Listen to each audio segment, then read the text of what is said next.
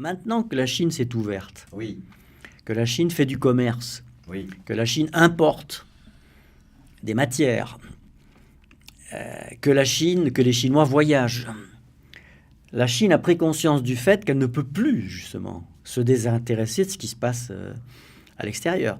Parce que...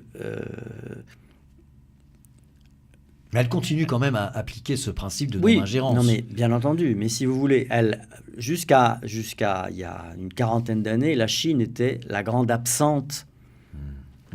La grande absente, je dirais, des relations internationales. Oui. Hein. Bon, elle était dans son... D'abord, avec des causes. il y avait pendant très longtemps, elle a fait partie du bloc soviétique, avant la querelle sino-soviétique.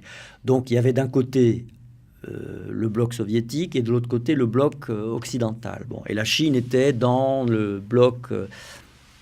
du milieu soviétique. Bon, avec, c'était après la guerre, juste au début de l'indépendance de la Chine communiste. Donc il y avait d'énormes problèmes de ravitaillement. Il y avait une période sombre quand même. Période sombre. Il y avait le conflit avec le les Japon. erreurs qu'a faites Mao Tse-tung lorsqu'il a lancé le grand plan d'industrialisation qui a mis en l'air une partie de l'agriculture et qui a fait qu'il y a eu des famines, etc. C'est le fameux grand bond en avant. Bon, des choses qui ont été très pénibles, etc.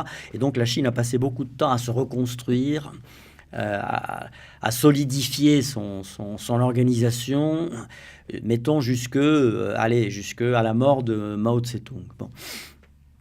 À la fin des années 70.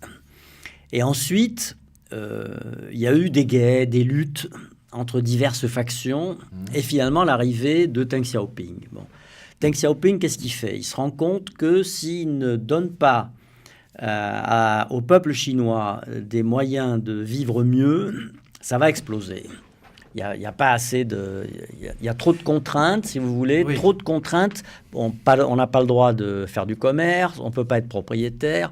Donc on reste comme ça dans une idéologie de type marxiste, alors que... C'était la grande vision de Mao. C'était la grande vision de Mao, à ceci près que le Chinois, lui, c'est un commerçant né. Les Chinois, ils aiment manger, donc il faut qu'il y ait des restaurants. Ils aiment, comme tout le monde, hein, ils aiment... Non seulement comme tout le monde, mais ça appartient à leur culture. Absolument. Et là, on remonte au fil des années, et ça remonte à vraiment très, voilà. très loin. Donc on sort de l'idéologie qui ne correspondait pas à la société chinoise, ça c'est Deng Xiaoping, et on ouvre l'économie de la Chine tout en restant dans la structure politique du parti unique, parti communiste, etc. Bon. Et à partir de là, donc la Chine devient un pays exportateur, importateur, il y a des usines qui se développent, la Chine fabrique de plus en plus d'objets de notre quotidien. De notre quotidien. Et donc, elle est obligée à ce moment-là de rentrer dans le grand bain de la mondialisation. Donc, depuis que la Chine est devenue une grande puissance économique, elle a pris conscience du fait qu'elle ne peut pas se désintéresser de ce qui se passe à l'extérieur de ses frontières.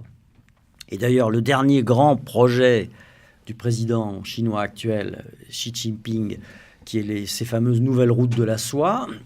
Mais qu'est-ce que c'est? C'est justement, l'idée, c'est de montrer que la Chine est un partenaire actif, qu'elle se préoccupe de ce qui se passe sur la planète, qu'elle veut renouer avec l'époque de la route de la soie, puisque c'est vrai que la route de la soie, c'est quoi? C'est une route qui, à l'époque, était une route terrestre qui reliait la Chine à la Méditerranée et qui a été un axe essentiel non seulement de développement économique, mais également de développement culturel et même idéologique et religieux. Parce que, par exemple, le bouddhisme, qui est une religion indienne, est arrivé en Chine par la route de la soie. Donc vous aviez d'un côté la soie qui partait vers Venise, et puis de l'autre côté, une religion comme le bouddhisme qui est rentrée en Chine par ce biais-là. Donc la route de la soie, ça a été une espèce de cordon ombilical entre deux grandes entités qui, sans cette route de la soie, se serait ignorée ou se serait peut-être d'ailleurs combattue. Ça aurait été dramatique. Bon. Et donc aujourd'hui, le grand dessein du gouvernement chinois actuel, c'est de rétablir ça d'une manière évidemment différente, hein, et en particulier de faire un détour par l'Afrique, parce que la Chine s'intéresse beaucoup à l'Afrique pour justement des raisons économiques, d'approvisionnement en matières premières, de construction d'infrastructures, etc. Et donc, si vous voulez, effectivement, il y a ce principe de non-ingérence dans les affaires intérieures des pays. La Chine ne va pas dire il faut soutenir tel régime, etc. Par contre, la Chine est devenue un partenaire très important sur le plan international et donc s'intéresse, bien entendu, au multilatéralisme. Alors aujourd'hui, on peut dire que l'un des champions du multilatéralisme, c'est la Chine. Ah oui, c'est le président alors Xi que, Jinping, oui. alors que les États-Unis, eux, M. Trump, considèrent que c'est une idiotie que de faire du multilatéralisme. Et donc, c'est à front renversé. C'est-à-dire qu'un pays qui était un pays isolé et qui s'est développé presque tout seul pendant des millénaires, est devenu aujourd'hui le champion du multilatéralisme. Donc c'est vous dire...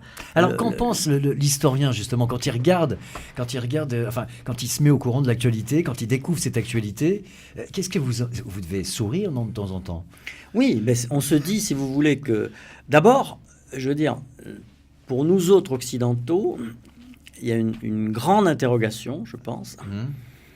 C'est est-ce qu'on va pouvoir continuer, nous, occidentaux, à concilier nos libertés avec ce qui vient, c'est-à-dire les problèmes de réchauffement climatique, les problèmes d'organisation sociale, alors que vous avez justement une Chine qui, elle, reste fidèle à sa structure pyramidale et à qui cette structure pyramidale, et il faut bien le dire, une liberté beaucoup plus restreinte pour les Chinois, comparé à ce que peut faire un Français ou un Italien, c'est clair. Bon. Mais avec cette petite phrase, je me permets de vous couper, vous avez dit tout à l'heure, c'est la priorité n'est pas à son besoin individuel, mais aux besoins de la communauté. Absolument, absolument. Voilà, non, mais je veux dire, chaque esprit chinois c'est accepté, c'est accepté.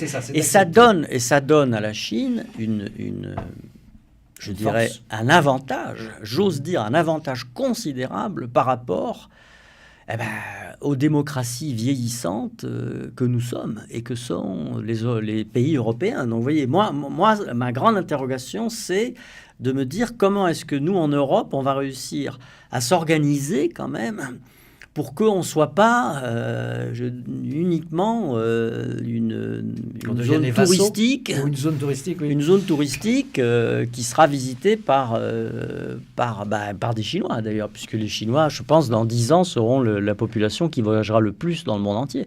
Ils sont 3 déjà... millions aujourd'hui, 5 millions à l'horizon 2020. Oui, voilà, oui. ça, c'est les chiffres que je connais.